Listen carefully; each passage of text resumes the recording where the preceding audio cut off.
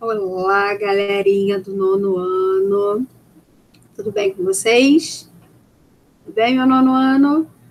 Bem, pessoal, hoje nós iremos finalizar o primeiro capítulo, né, que fala ali da Primeira República, é um capítulo bem extenso. E por isso, não vamos perder tempo. Vou começar já projetando aqui o livro, apresentando a tela para vocês, para a gente poder finalizar com calma esse conteúdo importantíssimo. Já já o compartilhamento vai iniciar.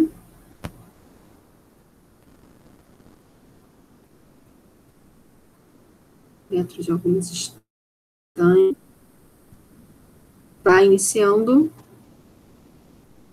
Bem, iniciou. Vamos lá, então. Vamos ao livro.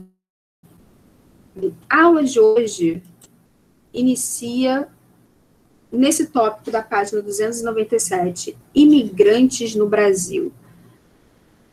Bem, vamos preparar aqui nossa tinta, porque alguns pontos vão ser grifados. Vamos lá, então.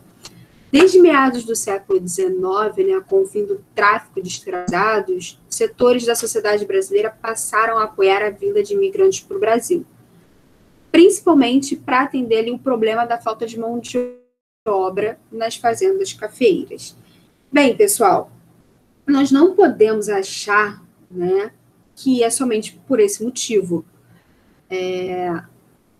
Algumas correntes, né, científicas, entre várias aspas, porque isso não é ciência, começou, né, a divulgar a ideia de branqueamento da população. E o governo brasileiro vai comprar essa ideia, né? Então, a vinda de imigrantes para o Brasil não era para substituir somente uma mão de obra que estava em falta, porque os escravizados poderiam sim, né, os ex-escravizados poderiam sim assumir o trabalho nas fazendas ou nas novas fábricas que estavam surgindo. Mas a ideia de embranquecer a população com a entrada de imigrantes europeus era bem forte no governo brasileiro. Então, o governo brasileiro vai incentivar a vinda de imigrantes. E é mais ou menos isso que está aqui, ó. O governo republicano e os grandes fazendeiros resolveram, então, incentivar a vinda de imigrantes, financiando os custos das viagens. Desse modo, antes mesmo de embarcar para o Brasil, os já contraíam dívidas com o governo e com os cafeicultores. Ou seja, o governo estava nessa parceria com os fazendeiros. Nessa época, as pessoas que vieram ao Brasil eram de origens diversas, como italianos, japoneses, espanhóis, negros, e por aí vai. Como é que era a vida dessa galera no campo quando chegava aqui no Brasil? Bem, a maioria dos trabalhadores, a maioria dos imigrantes que vieram para o Brasil, eles vão ser destinados às fazendas de café ali no Oeste Paulista, principalmente, tá? As famílias vão se instalar nas fazendas e vão receber em troca, como salário, vamos dizer assim, uma parte da produção de café e uma pequena remuneração, tá? Todos os membros da família tinham que trabalhar, inclusive as crianças. Eles recebiam também pequenos lotes de terra, tá? Onde eles podiam ali produzir pequenos gêneros agrícolas para o seu próprio sustento, como, por exemplo, legumes, verduras, né? Alguns cereais e por aí vai. Aqui eu gostaria que vocês grifassem, olha, esse parágrafo aqui. Ele vai falar do sistema conhecido como colonato, tá? Onde as famílias imigrantes que viviam sob esse regime, né, eram obrigadas a ficar nas fazendas, pelo menos até quitarem suas dívidas de viagem. Isso nunca acontecia, ou seja, essas famílias quase nunca saíam dessas fazendas, porque elas eram obrigadas, né, a trabalhar para pagar uma dívida que elas já tinham antes mesmo de embarcar lá na Europa, que a passagem era paga pelo fazendeiro, e elas eram obrigadas a comprar ferramentas, roupas, alimentação na venda da própria fazenda. Ou seja, elas estavam sempre em dívida com esse fazendeiro e, como elas pagavam essa dívida com o trabalho, elas nunca conseguiam, né? Ou nunca não, né? Era muito difícil elas conseguirem quitar essas dívidas e saírem dessa fazenda. Bem, vida nas cidades. Deixa eu passar aqui. Nem todos os imigrantes foram para as fazendas. Alguns ficaram nas cidades. Bem, como no início, né, do período republicano, algumas brasileiras passaram ali por um processo de crescimento, de modernização, né, aumento da oferta de emprego, devido principalmente a grandes obras públicas, ao surgimento das indústrias, do comércio também vai crescer, tá? Uma parte considerável dos imigrantes não iam para o campo, ficavam nas cidades por causa dessas oportunidades de crescimento e de trabalho. E aí, muitos desses imigrantes vão começar a trabalhar nas fábricas que, né, estão surgindo ali pouco a pouco no meio urbano. O comércio também vai estimular o interesse de muitos imigrantes, tá? Em várias funções, né? Os caixeiros viajantes também, né? Muitos são imigrantes. Aqui temos imagem, né? De alguns imigrantes. E aí, pessoal, vai começar também o engajamento político dos imigrantes, porque muitos imigrantes vieram de países que já tinham passado por esse processo industrial lá na Europa. E eles já tinham passado pelo momento de reivindicação de direitos, de melhores condições de trabalho, de melhores condições de vida. E eles, quando chegarem aqui no Brasil, eles vão trazer essas ideias de lutas trabalhistas, né, de socialismo até também, de anarquismo. Algumas dessas ideologias vão chegar aqui no Brasil por causa desses imigrantes que já tinham, né, lutado lá na Europa por melhores condições de trabalho por causa da Revolução Industrial e agora estão trazendo essas ideias de luta aqui para o Brasil também. Ok? Vamos grifar isso aqui, ó.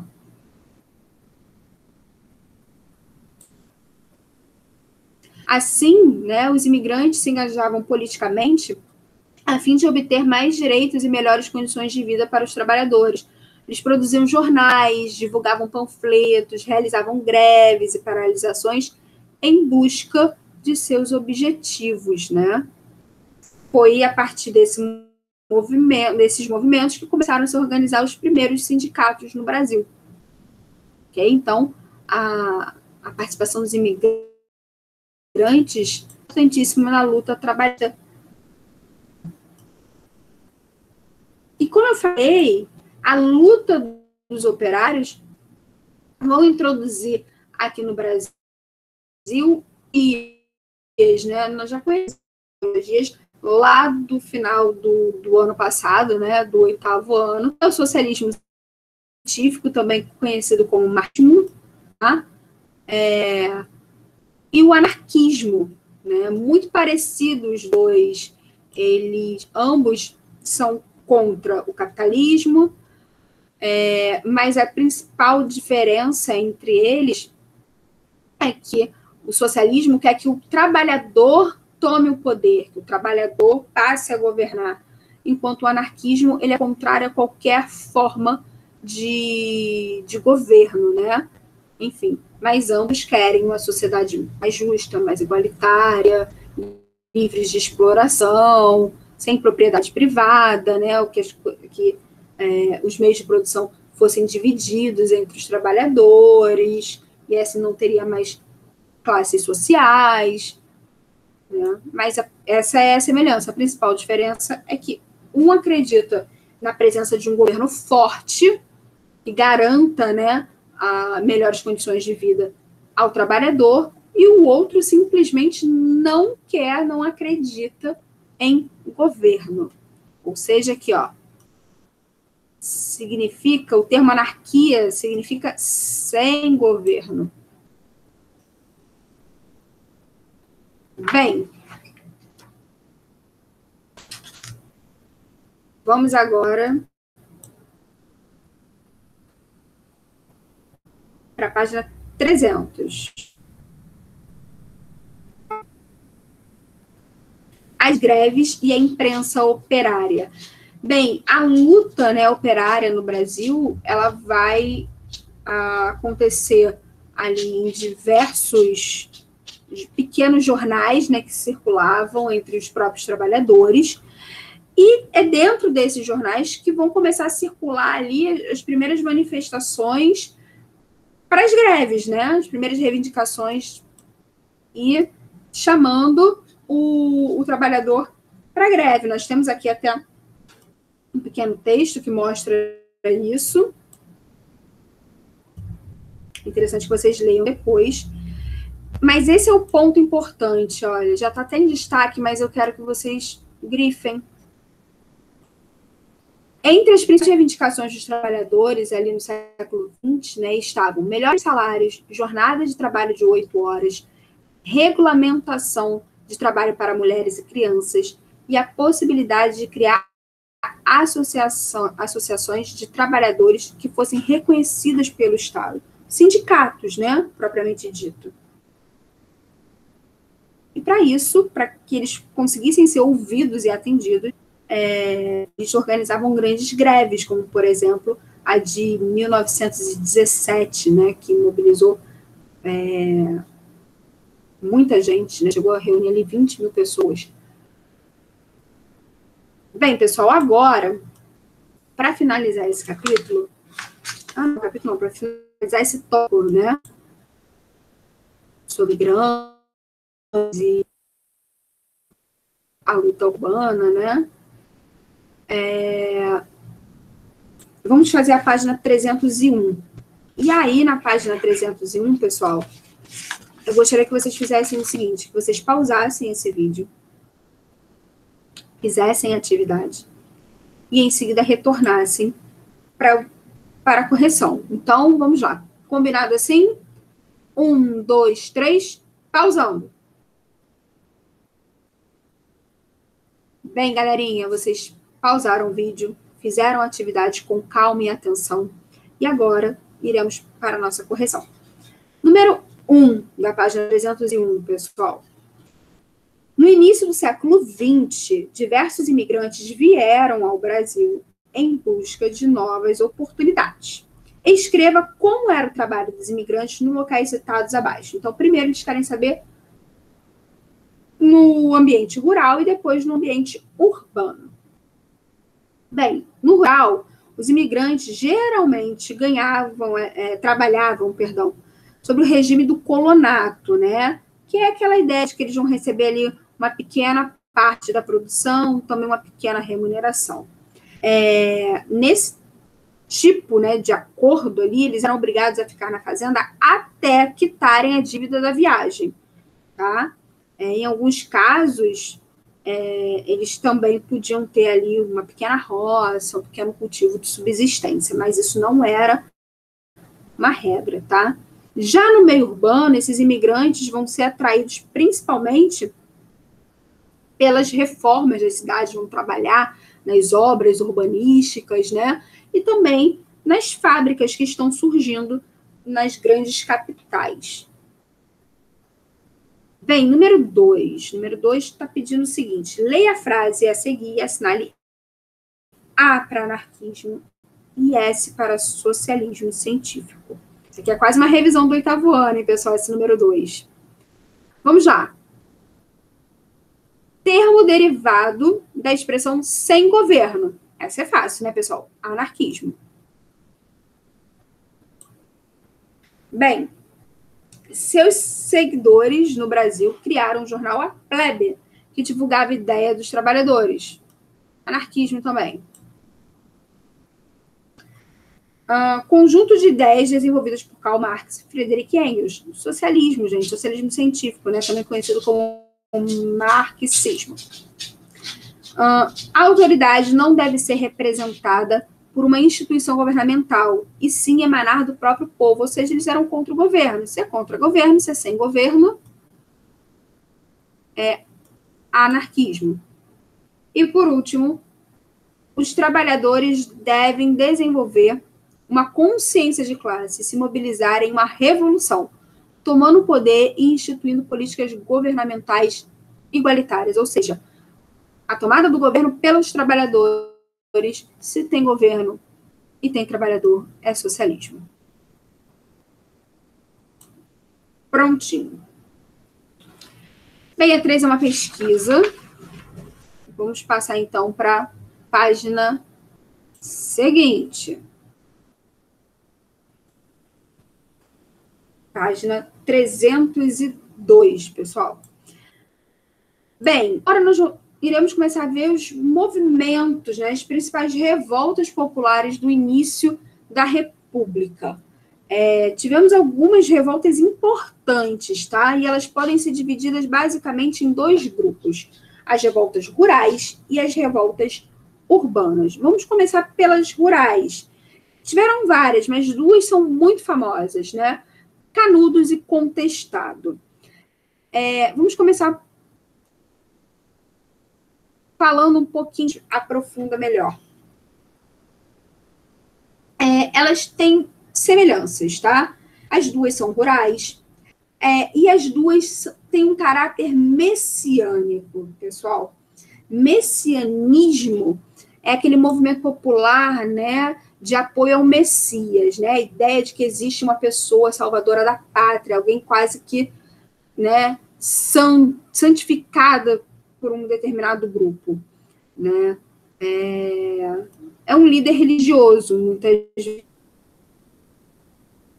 Canudos teve, né, esse caráter messiânico e Contestado também. No interior do Nordeste, né, onde Antônio Conselheiro, que é esse líder messiânico, vai começar a andar ali pelo sertão e vai começar a ganhar seguidores, né? Vamos dizer assim, usando uma palavra do momento. Ele vai começar a ganhar seguidores, e essas pessoas vão começar a abandonar as fazendas e seguir o Antônio Conselheiro até que eles vão encontrar uma fazenda abandonada e vão criar ali uma comunidade alternativa, né? Uma comunidade de ajuda mútua, onde ninguém mandava em ninguém, era uma experiência mesmo de como é que eu posso usar o termo? Uma experiência comunitária, igualitária. E isso vai causar um enorme problema com os coronéis, porque essas pessoas vão passar a sair das fazendas dos coronéis e procurarem canudos, né? E aí os coronéis vão começar a perder influência sobre essas pessoas, porque essas pessoas estão saindo das fazendas dele. É nesse momento que Canudos, né, e o Antônio Conselheiro vão ser acusados de monarquistas, porque esses coronéis precisavam, né, de acusar o Antônio Conselheiro de alguma coisa, de algum crime, vamos dizer assim, para que o governo tomasse uma atitude. E aí o Arraial de Canudos vai ser acusado, né, de ser um reduto monarquista, e o exército vai ser convocado para eliminar Canudos. Vamos agora falar sobre Contestado. Contestado acontece ali na região disputa entre os estados de Santa Catarina e Paraná, né? Também tem um caráter messiânico, o monge José Maria é o líder, né, desse povo. E também tem um ponto muito importante, né, como agravante, é que a região ali do Contestado, ela vai ser incluída na negociação da estrada de ferro construída por uma empresa estadunidense, e essa empresa vai tomar ali a terra dessas pessoas que viviam à margem dessa ferrovia, né, do local, na verdade, onde a ferrovia iria passar, e essas pessoas vão começar a contestar a posse da terra, né? Elas ganharam aquela terra na época da monarquia, e agora, na República, elas estavam perdendo, né, as suas terras para a empresa estadunidense que iria construir uma estrada de ferro. Então, eles também vão contestar a posse da terra, o que vai gerar também um pouco esse nome. Vamos falar agora da revolta da chibata.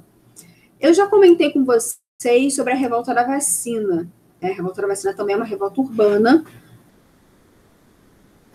Vamos falar agora da chibata. A revolta da chibata vai acontecer aqui no Rio de Janeiro, tá? Ela é uma revolta que ocorre devido aos castigos corporais pelos quais os marinheiros passavam, né?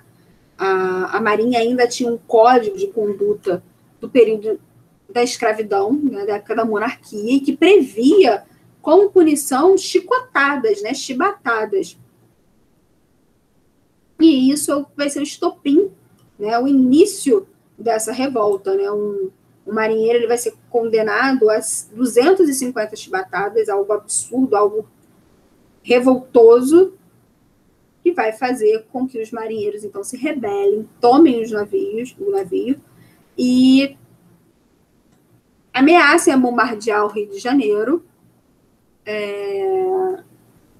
O governo rapidamente ali tenta fazer um acordo, faz um acordo, mas não cumpre esse acordo. Ele trai, né, os marinheiros e eles são presos. Bem, pessoal, agora, página 305 e 306.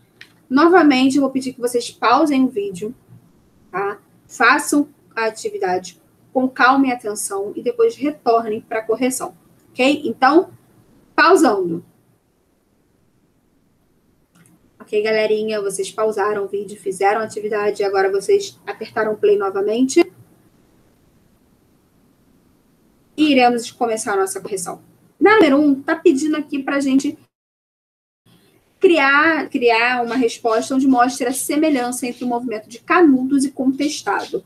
Bem, os dois são movimentos rurais, os dois são movimentos de caráter messiânico, ou seja, os dois apresentam líderes religiosos como principais personagens do movimento, tá? Como é que era o modo de vida em Canudos, pessoal? Bem, o trabalho era organizado de modo comunitário, né? Como eu falei, as leis eram baseadas nos princípios bíblicos, né? De partilhar o pão. Era uma vida bem simples, mas uma vida comunitária. 3. Uma das causas da Guerra do Contestado envolvia concessões feitas pelo governo a uma empresa estrangeira. Explique como isso contribuiu para o conflito. Como eu falei, pessoal, o governo brasileiro, com a ideia de ordem e progresso, queria construir uma estrada de ferro. Só que não tinha dinheiro para pagar essa estrada de ferro. Então, o acordo ali entre o governo brasileiro e a empresa seria que a empresa teria o direito de explorar as terras que ficassem às margens da ferrovia. O problema é que tinha gente morando ali. E essas pessoas foram expulsas dessas terras. Elas não tinham como provar que aquela terra era delas. Tá? Então, elas contestavam, né, a posse da terra. 4. Leia o texto, né, sobre a Guerra do Contestado e responda o questionamento a seguir. Bem, vocês leram aqui o texto. Vamos. Porque o governo era contra o modo de vida das comunidades que se desenvolviam na região do Contestado. Escreva um breve texto explicando esse tema. E aí está pedindo para utilizar o texto aqui de cima, né, para formular os argumentos. Bem, essa resposta, então, pessoal, ela é pessoal. Pessoal, ficou estranha. Bem, o que vocês precisam falar desse texto é que o contestado propunha um modo de vida comunitário, autônomo, assim como era em Canudos, tá, pessoal?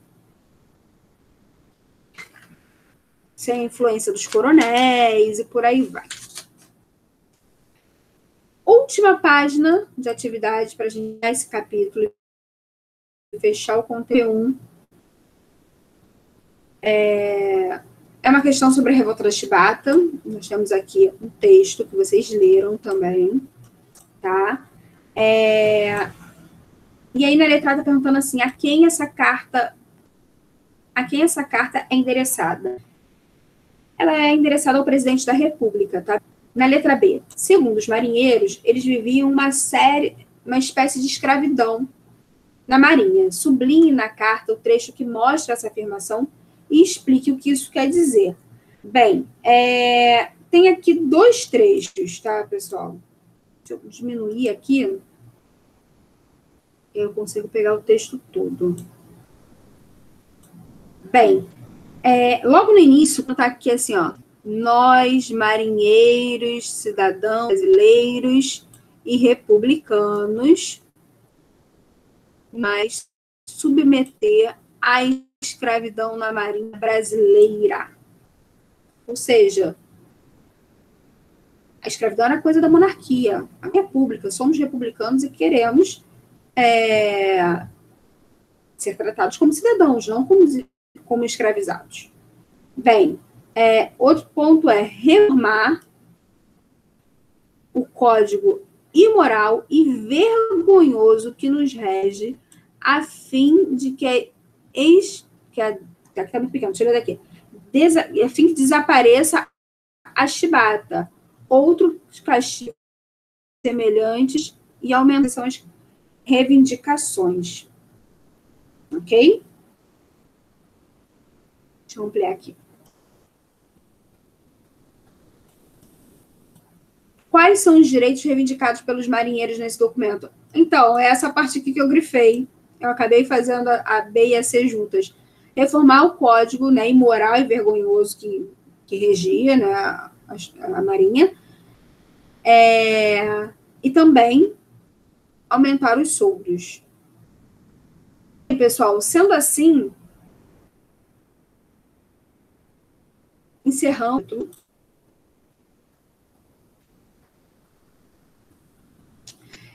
E vamos agora para a nossa parte de correção, tá?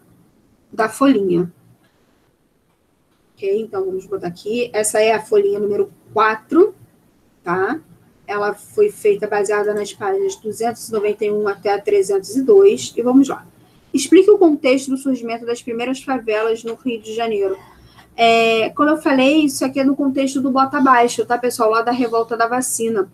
Quando o Rio de Janeiro começou a passar por uma modernização, né, urbanística, e para isso o governo acreditava que tinha que abrir grandes avenidas,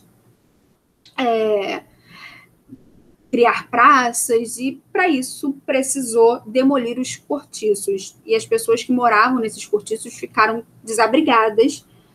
Sendo assim, elas recolheram ali os escombros e procuraram, né, local para sobreviver. Então, se inicia assim as primeiras favelas. Elas vão procurar locais onde elas possam construir habitações rápidas, né, para poder viver.